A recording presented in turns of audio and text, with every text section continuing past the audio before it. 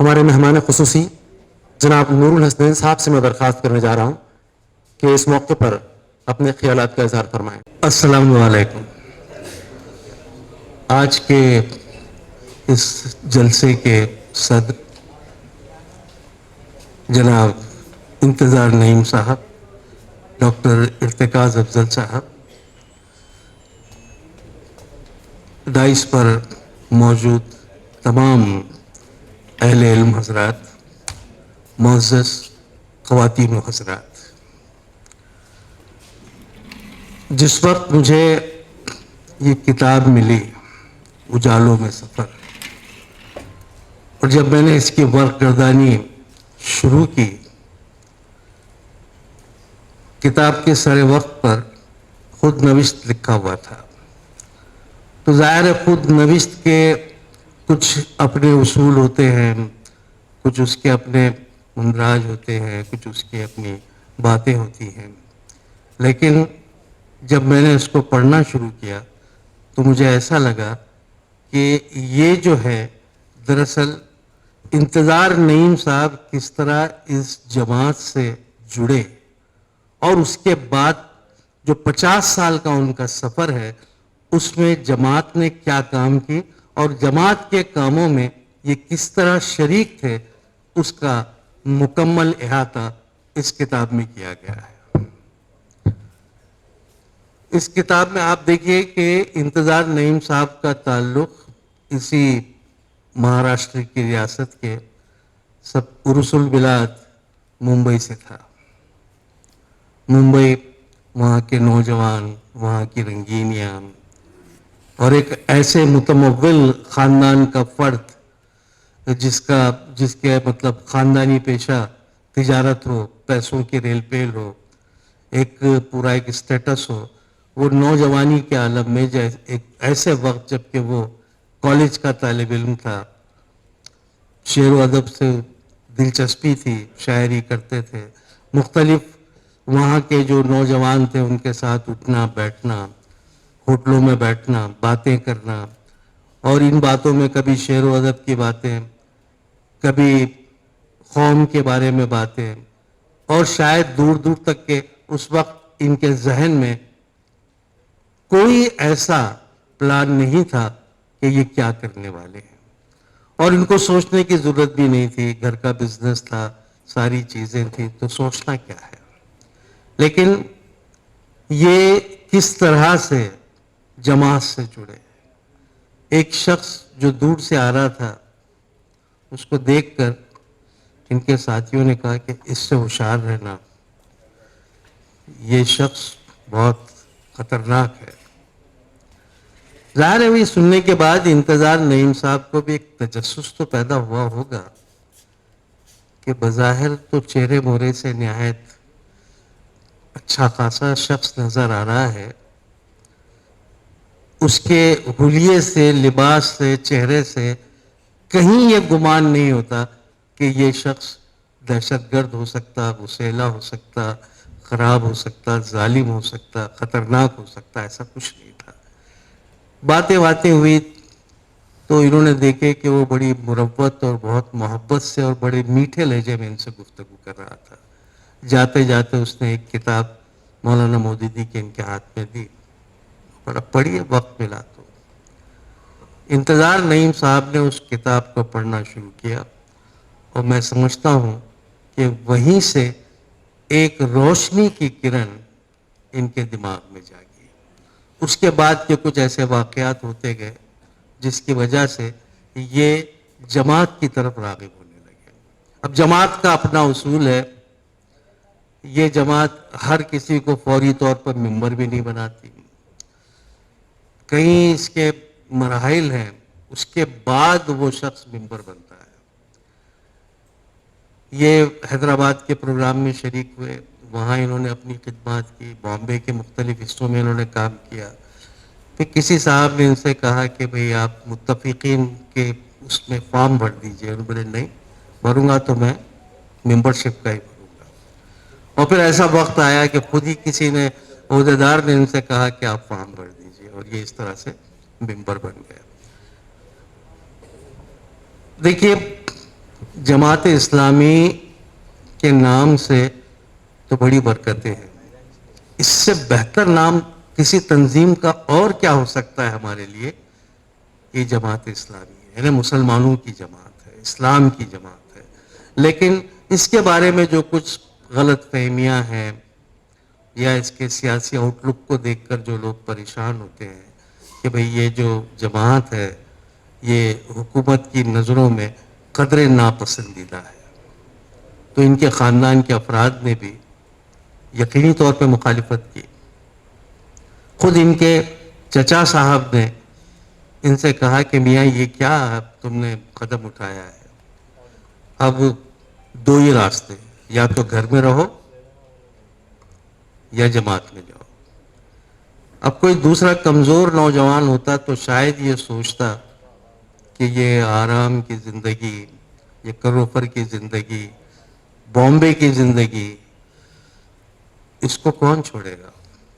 لیکن یہ نعیم صاحب کی وفاداری تھی جماعت سے یا ان کی پسند تھی، تو انہوں نے چچا سے کہا کہ آپ جیسا بولے میں کرنے کے لیے تیار ہوں. لیکن پھر باپ میں معاملہ ٹل بل گیا. پھر یہ بامبے میں کام کرتے رہے، مختلف اس میں بھیونڈی کے فسادات دیکھے، وہاں جا کر انہوں نے کس طرح سے کام کیا وہ ساری تفصیل ہے اس میں.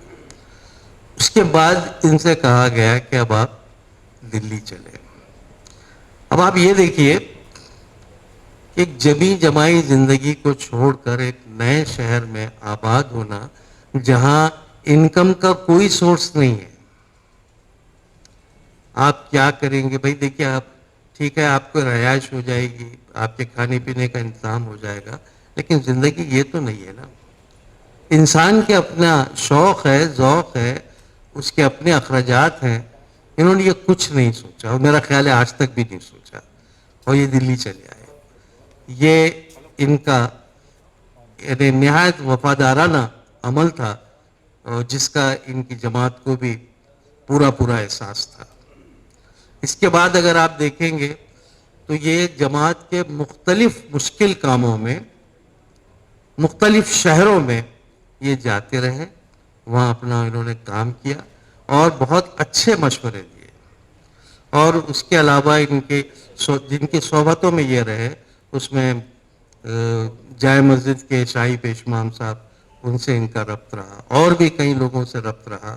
اس کے علاوہ مختلف سرکاری عہدیداروں سے، پولیس کے انسپکٹروں سے، پولیس کے عہدیداروں سے، حد یہ کہ کئی بار ایسا بھی ہوا کہ یہ محترمہ اندرا گاندھی سے بھی ان کی ملاقات رہی، مختلف لوگوں سے بھی ملاقات رہی. ان لوگوں سے بھی ملاقات رہی جن کے نام تو مسلمانی تھے لیکن ان کے عمل مسلمانی نہیں تھے.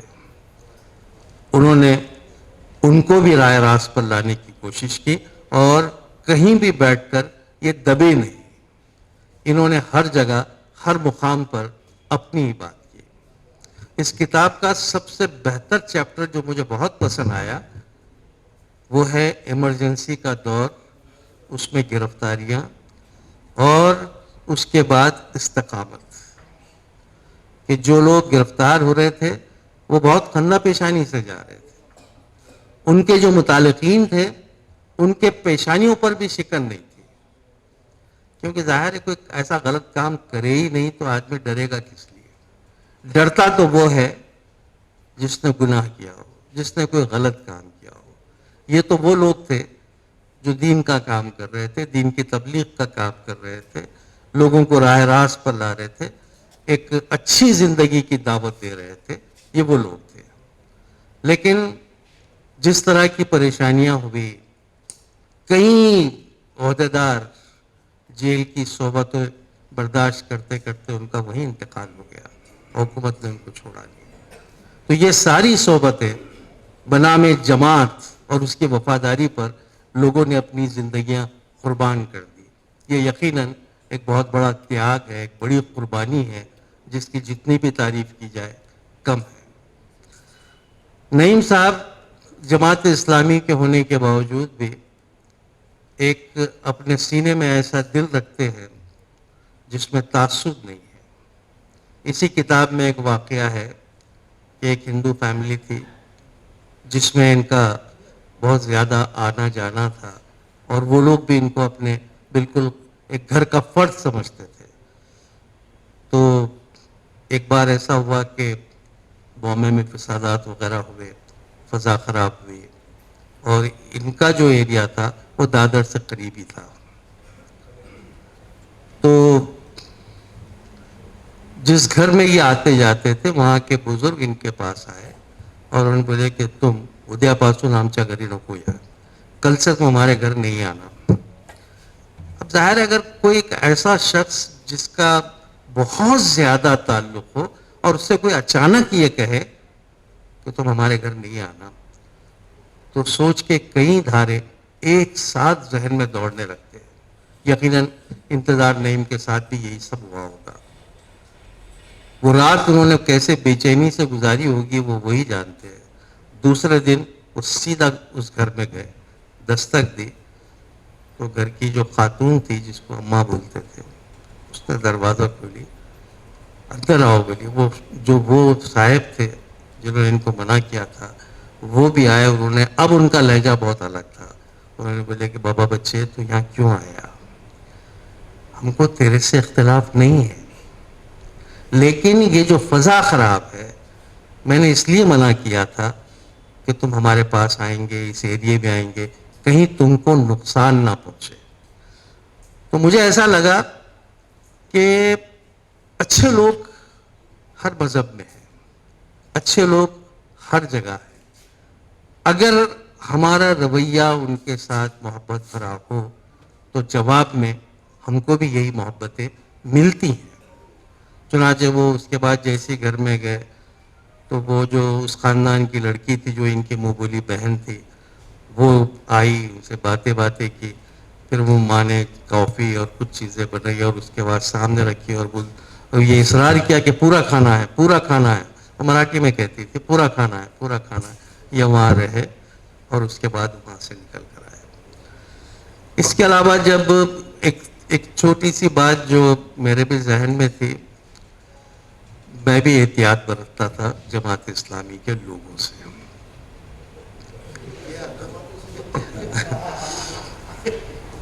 کہ مجھے بھی لوگوں نے کہا تھا کہ بھائی تم ادیب یار, تم کہاں یہ لوگوں میں بیٹھ رہے اٹھ رہے, آگے تم کو پریشانی ہوگی. تو میں بھی تھوڑی سی اپنا ملتا تو ضرور تھا لیکن احتیاط کرتا تھا. لیکن اس کتاب کو جب میں نے پڑھا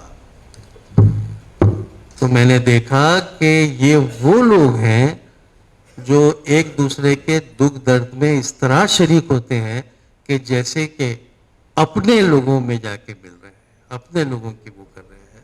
کوئی بیمار ہے تو اس کو بولنے کی ضرورت نہیں ہے, یہ لوگ اس کے ہاتھ دباتے ہیں, اس کا سر دباتے ہیں, اس کی خدمت کرتے ہیں. جتنے بزرگ ہیں وہ ایک دوسرے کو دعائیں دیتے ہیں, ایک دوسرے کا خیال رکھتے ہیں, ایک دوسرے کے گھروں پر جا کر ان کی خیریت معلوم کرتے ہیں.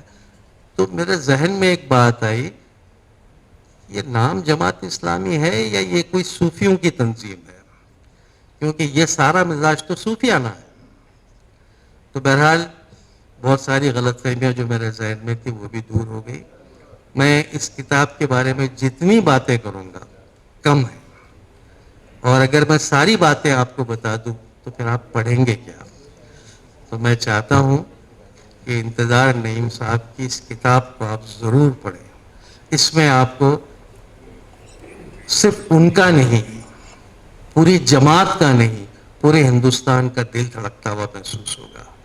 آپ کو ایسا محسوس ہوگا کہ آپ جن لوگوں کے بارے میں پڑھ رہے ہیں آپ کی خواہش ہوگی کہ کاش یہ ہمارے سامنے ہوتے تو ہم ان سے ضرور ہاتھ ملاتے, ان سے ضرور ملاقات کرتے اور ان سے باتیں کرتے.